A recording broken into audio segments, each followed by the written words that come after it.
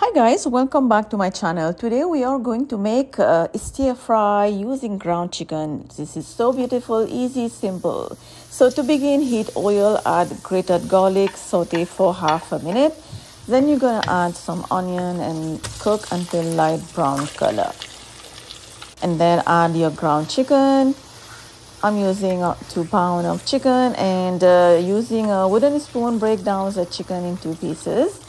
And then season with salt and black pepper, and then mix again. Try to break down the chicken.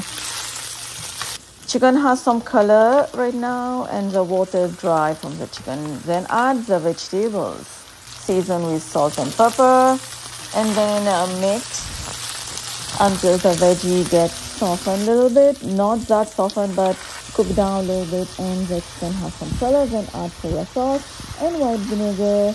Mix and cook. The heat is over medium high and heat it over medium high from start to finish. So keep it stirring. And now you are going to add some water, and this will help the chicken to get some moist. Add some chopped green onion. Mix. We're almost done. And add some seasoning seeds. Just sprinkle on top of the chicken stir fry.